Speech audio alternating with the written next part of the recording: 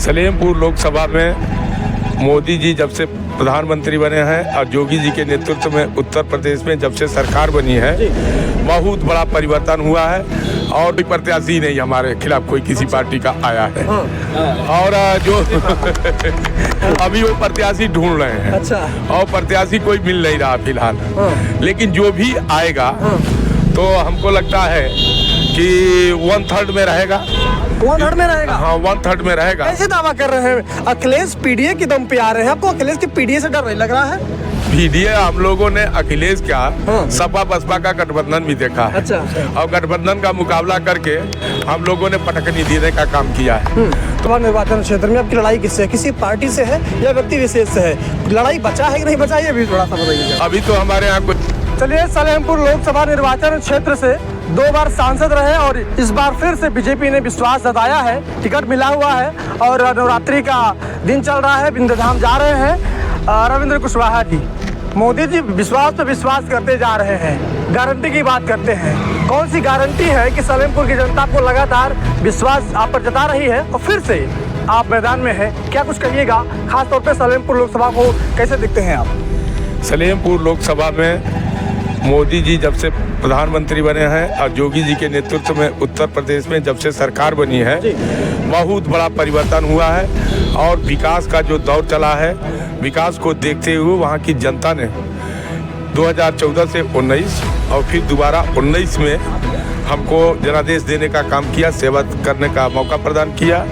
और 19 से 24 तक जो फिर से सरकार की हमारी जनता के हित में काम हुए हैं, सड़कें बनी हैं, बिजली आई है, पानी की व्यवस्था हुई है, तमाम तरह की व्यवस्थाएं जनता के हित में घर तक, गरीब आदमी के घर तक सभी आवश्यक सुविधा पहुंचा करके जो मोदी जी की सरकार ने और योगी जी की सरकार ने जो कानून व्यवस्था के नाम पर काम किया है, इसको देखते हुए जनता में कहीं कोई दिक्कत नहीं। पूरी जनता मोदी जी को 24 में फिर से प्रधानमंत्री के रूप में देखना चाहती है। सांसद जी, सामान्यतः देखा जाता है जो प्रत्याशी 1 बार 2 बार सांसद होता है तो ये कहीं न कहीं सत्ता विरोधी लहर भी चलती है, तमाम भीतरी घात भी होता है, अपने ही लोग हाथ करके चले जाते हैं। आपके खिलाफ कोई साजिश नहीं रचा? मोदी, नड्डा या फिर बड़े नेता है उनके पास कोई मैसेज नहीं गया कि रविंद्र जी इस बार इनको मत दीजिए, नहीं गड़बड़ा जाएगा, ऐसा कुछ हुआ नहीं? देखिए, टिकट के लिए हमारी पार्टी को जो कहते हैं ना कि डिफरेंशियल पार्टी है, जी। सबसे हट के अलग चलती है। तो हमारी पार्टी जनता के बीच भी सर्वे होता है, पार्टी कार्यकर्ताओं के बीच उनकी भी राय ली जाती है। तमाम हमारे फ्रंटल संगठन है, उन लोगों जो कार्यकर्ता हैं, नेता हैं, सबसे पार्टी राय लेती है। जी। राय लेने के आधार पर ही पार्टी अपने प्रत्याशी को तय करती है। तो हम समझते हैं 14 में, फिर 19 में, अभी 24 में हमारे क्षेत्र की जनता ने, भारतीय जनता पार्टी के जो हमारे कार्यकर्ता हैं, नेता हैं, उनको श्रेय है कि उन्होंने हमारे काम को देखते हुए केंद्रीय नेतृत्व को अवगत कराया कि नहीं, रविंद्र कुशवाहा ही चुनाव जीत सकते हैं। और इसी तरह से जनता के बीच से जो आवाज़ आई और चट्टी चौराहे पर लोगों के बीच जो सर्वे की टीमें थीं, उन लोगों ने जो सर्वे किया, जो निष्कर्ष निकाला, उसके आधार पर हमारी पार्टी के हाईकमान ने निर्णय किया है और उसी निर्णय के अनुरूप हमको टिकट मिला है। इसका श्रेय हम क्षेत्र की जनता को, पार्टी के कार्यकर्ताओं को देते हैं और अपने नेता और राष्ट्रीय अध्यक्ष जेपी नड्डा जी का, माननीय प्रधानमंत्री जी का आभार व्यक्त करते हैं। बताइएगा, सलेमपुर लोकसभा निर्वाचन क्षेत्र में आपकी लड़ाई किससे है? किसी पार्टी से है या व्यक्ति विशेष से है? लड़ाई बचा है कि नहीं बचा, ये भी थोड़ा सा बताइएगा। अभी तो हमारे यहाँ कोई प्रत्याशी नहीं हमारे खिलाफ कोई किसी पार्टी का आया है। और जो अभी वो प्रत्याशी ढूंढ रहे हैं। अच्छा। और प्रत्याशी कोई मिल नहीं रहा फिलहाल। लेकिन जो भी आएगा तो हमको लगता है कि 1/3 में रहेगा। 1/3 में रहेगा? हाँ, 1/3 में रहेगा। कैसे दावा कर रहे हैं? अखिलेश पीडीए की दम पे आ रहे हैं, आपको अखिलेश के पीडीए से डर नहीं लग रहा है? पीडीए हम लोगों ने अखिलेश का सपा बसपा का गठबंधन भी देखा है। अच्छा। और गठबंधन का मुकाबला करके हम लोगों ने पटकनी देने का काम किया है। तो अब तो आके लड़ रहे हैं, अलग अलग लड़ेंगे। जब एक होकर लड़े थे तब वो लाखों ओर से हराने का काम किया था। तो आज ये पीडीए सीडीए जो लेके घूम रहे हैं, वो जनता में कहीं कोई उसकी मतलब नहीं है, न कोई चर्चा है, न किसी तरह के वो निगेटिविटी वाली जो राजनीति है। और जिस तरीके से सनातन धर्म में उनको जो राम जन्मभूमि के लिए वहाँ रामलला की प्राण प्रतिष्ठा के लिए निमंत्रण दिया गया और उन लोगों की तरफ से ठुकराया गया।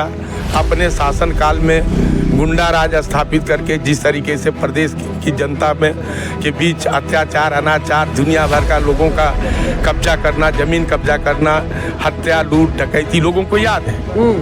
इसलिए ईडीए पीडीए का कोई फर्क नहीं पड़ने वाला है। और भारतीय जनता पार्टी पूरी ताकत के साथ हम लोग लगभग 4 लाख से अधिक वोट से चुनाव जीतेंगे। पता नहीं वो 25,000 पाएंगे या 50,000 पाएंगे, इतने में सिमट जाना। एक आखिरी सवाल, आप विंध्य धाम जा रहे हैं दर्शन करने के, नवरात्रि का समय चल रहा है और आपने भक्ति की बात करी, धर्म की बात करी, वहाँ पे एक कॉरिडोर भी बन रहा है, जगह जगह मोदी सरकार में काम किए जा रहे हैं।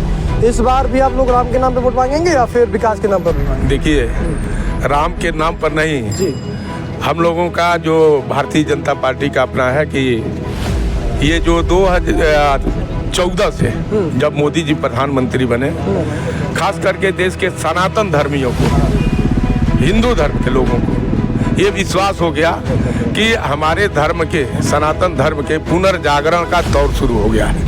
आज 10 साल से हिंदू धर्म के आस्था के जितने केंद्र हैं जी, सभी आस्था के केंद्रों पर जिस तरह से विकास किया गया है कि जिस तरह से वहाँ पर श्रद्धालु आए और सुविधा पूर्वक अपने देवी देवता का दर्शन कर सके, इस तरह से विंध्याचल धाम का कॉरिडोर हो या मैहर धाम का कॉरिडोर हो, महाकाल हो या बाबा विश्वनाथ का कॉरिडोर हो और राम जन्मभूमि का आप देख रहे हैं, केदारनाथ, बद्रीनाथ आप देख रहे हैं। तो आज जो देश के अंदर सनातन धर्म के खिलाफ जब मनमोहन सिंह की सरकार थी और जिस तरीके से एक धर्मनिरपेक्षता के नाम पर सनातन धर्म को बराबर उत्पीड़ित करने का काम एक तरह से और हिंदू धर्म को दबाने का काम जो चल रहा था, आज वो पुनर्जागरण का दौर चल रहा है और प्रचंड तरीके से आज हम समझते हैं कि मोदी जी जब तक भारतीय जनता पार्टी है,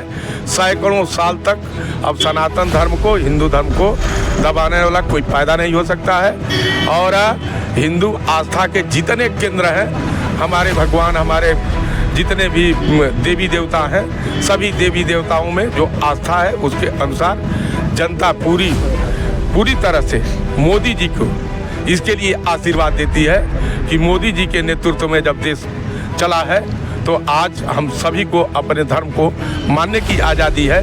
किसी दूसरे धर्म को हम कुछ नहीं कह रहे, लेकिन हम अपना धर्म माने।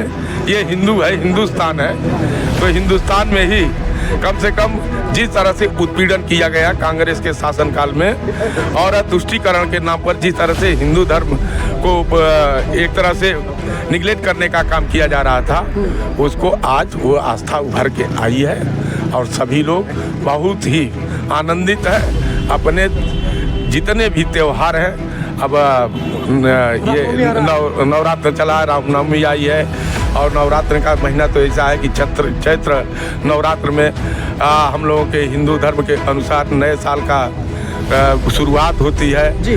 तो ये जगत जननी माँ दुर्गा जी की आराधना हम लोग करते हैं। नवरात्र में लोग व्रत रहते हैं, पूजा पाठ करते हैं।